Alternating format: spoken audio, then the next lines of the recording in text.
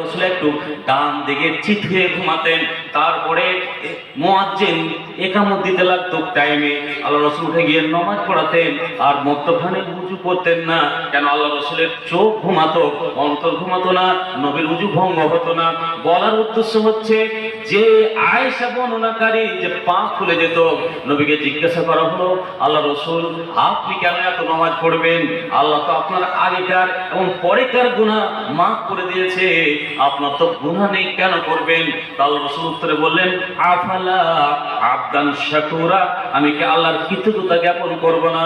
আপনারাকে বলি মা এবং বোন এবং ভাইয়েরা আমার, বাবাজিরা আমার, এই যুবক ছেলে যে নবী তার আগেকার এবং পরেকার গুনাহ মাফ ছিল, তো আল্লাহর কৃতজ্ঞতা জ্ঞাপন করতে গিয়ে রাতে তাহাজ্জুদ পড়ে পড়ে যদি পা ফুলে যায়, তাহলে আমি আর আপনি বলেন তো ফরজ নামাজ পড়লাম না, তো আল্লাহর কাছে আমরা কেমন করে মুখ দেখাবো আর কেমন করে জবাব দেব?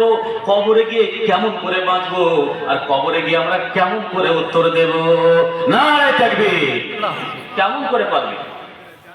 আরে দেখুন কয়টা লোক আছেন, এটি তো আমাদের পাঁচটা বাড়ি, সাতটা বাড়ির লোক, তাতে আসেন না যে কিছু শিখবো কিছু নেব, এটা না।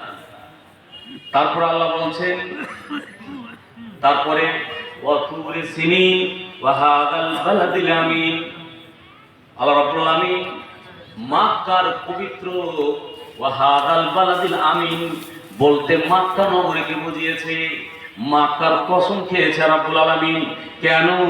যে মক্কা এই জায়গাটা হলো পৃথিবীর মক্কা এবং মদিনা মানচিত্রের চিত্র অঙ্কনকারী যারা আর্টিস্ট, যারা চিত্র অঙ্কন, যারা পৃথিবীর মানচিত্রে যারা চেক করেছে যে মেইন জায়গাতে পৃথিবীর কোনটা জায়গা রয়েছে, তারা কত আর্টিস্ট এসেছে, কত চেষ্টা করেছে আমেরিকার লোকেরা, না না না, মক্কা এবং মদিনাতে মেইন জায়গাতে রাখা যাবে না পৃথিবীর মানচিত্রে। তারা চেষ্টা করেছে তবুও হটাতে পারেনি মেইন জায়গাটা